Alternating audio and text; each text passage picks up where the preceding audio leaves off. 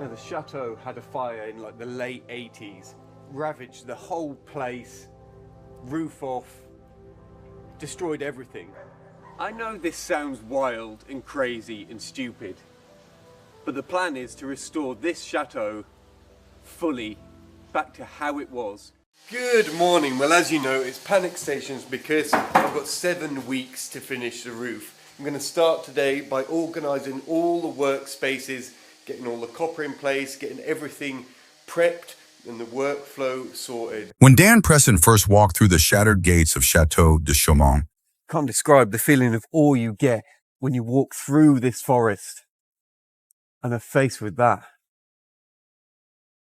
he was stepping into a mystery. The walls were blackened from fire, ceilings collapsed, and the air thick with ghosts of a past that refused to die. To most, it was a graveyard of history. To Dan, it was the beginning of an escape, or so it seemed, because behind the romantic dream of escape to rural France lies something far more complicated, a story of obsession, solitude, and the quiet cost of chasing a dream too big to contain. In this story, the stones whisper more than history. They reveal the darker truths that success rarely shows on camera. When he finally found Chateau de Chaumont in 2022, a burnt-out shell on the edge of Creuse, a forgotten corner of central France, it wasn't glamour. The castle had once sheltered Jewish children fleeing Nazi persecution during World War II. Later, after decades of neglect, it was destroyed by fire in the 1980s and left to rot. When Dan bought it, the structure had no roof, floors had fallen through, and pigeons had claimed the Grand Hall as their kingdom. To some, that would have been the end of the story, but for Dan, it was just the prologue. The early videos are raw, shaky camera angles, tools clattering, his voice half drowned by wind. He was going up.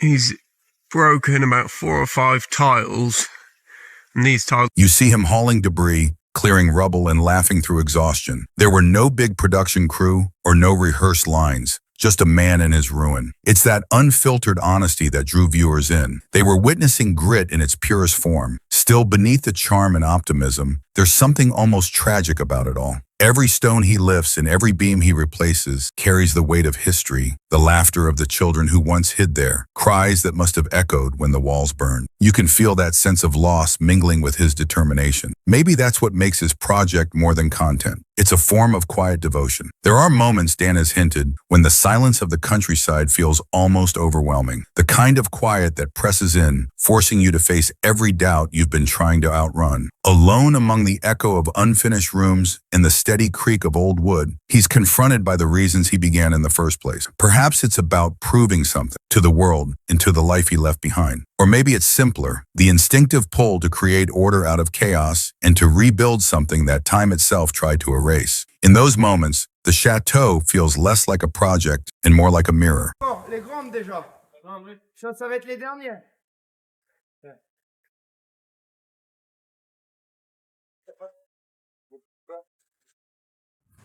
Reflecting both his determination and his vulnerability. At times, you can see the fatigue in his eyes, the way he pauses mid-sentence, staring at the ruin as if trying to measure the distance between dream and reality. Because how does one person rebuild something so broken? How many years, how many hands, and how much hope does it take?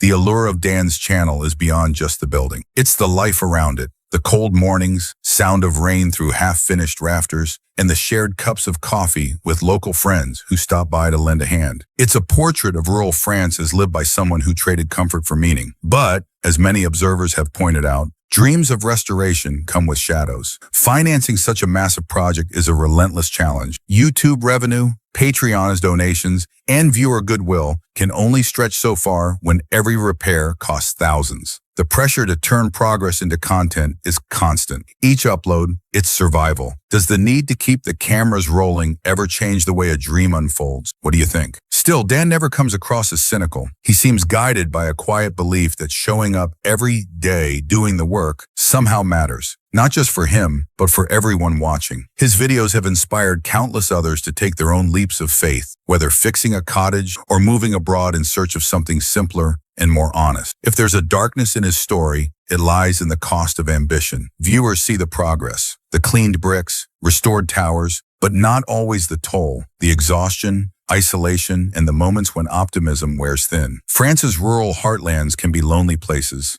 especially for outsiders rebuilding ruins. Dan has hinted gently at those lonely stretches of silence between uploads. And then there's the haunting presence of history. In one interview, a survivor who once lived in the chateau during the war saw Dan's footage and wept. "It was our home," she said, "and we were safe there." The knowledge that his work is reviving a memory along with a building adds another dimension, almost a sacred responsibility. The past breathes through every cracked wall. It's easy to romanticize a man with a dream, but behind every romantic notion is a harsh equation: time, money, and endurance. For Dan, every day brings a new calculation: which beam can wait, which repair can't. The chateau doesn't care about YouTube algorithms. It simply demands what it needs, one brick at a time. There's also the quiet tension between creator and audience. People love to see progress. New walls going up, fresh paint, visible transformation. But real restoration is slow, sometimes painfully so. Weeks of invisible work go into strengthening foundations or clearing debris, and yet the algorithm thrives on novelty. It makes one wonder, does the pursuit of authenticity survive in a world that rewards speed and spectacle?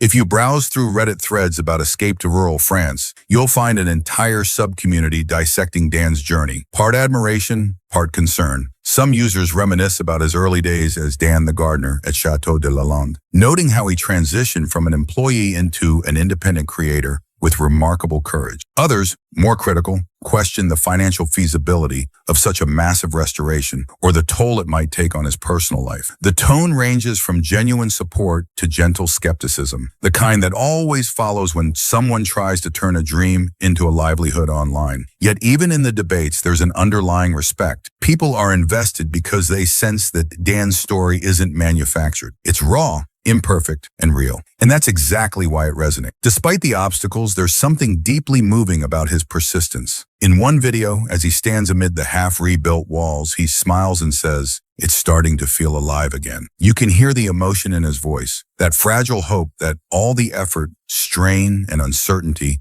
might one day become something enduring. Dan's story in many ways mirrors the chateau's, both battered, burned by circumstance, and stubbornly refusing to disappear. His journey from gardener to restorer is less about upward mobility and more about reclamation, of purpose, identity, and of peace. The real beauty of escape to rural France is in the process. It's the rhythm of trying, failing, learning, and trying again. It's in the resilience that blooms in ruins. For viewers around the world, Dan's videos are more than entertainment. They're a quiet lesson in endurance. They remind us that grand dreams often begin in dust, that solitude can be fertile ground, and meaning sometimes hides in the hardest work. There's a bittersweet undercurrent to it all, because we as the audience are complicit too. We cheer for progress, yet we rarely grasp what it costs. We romanticize rural escape, yet forget how hard it is to rebuild life from scratch. Dan's openness makes us reflect on our own balance between comfort and courage. What would we risk for a dream that might never pay off? As of 2025, the chateau stands taller than when he found it.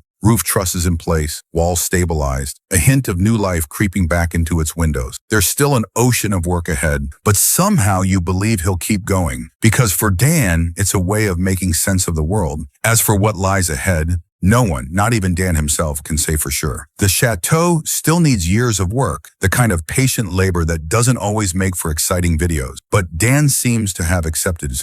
The dream has shifted from chasing perfection to simply keeping the story alive, one repaired beam at a time. He's hinted at opening parts of the chateau someday, maybe for visitors and for workshops, but there's no rush. What matters now is momentum rather than milestones. Whether or not the chateau ever stands fully restored, the journey itself has already become a monument to resilience. In a way, Dan has already built what he set out to find: purpose. And maybe that's the quiet truth behind Escape to Rural France. It's about coming home to a place, a purpose, and a promise to keep going even when no one else would.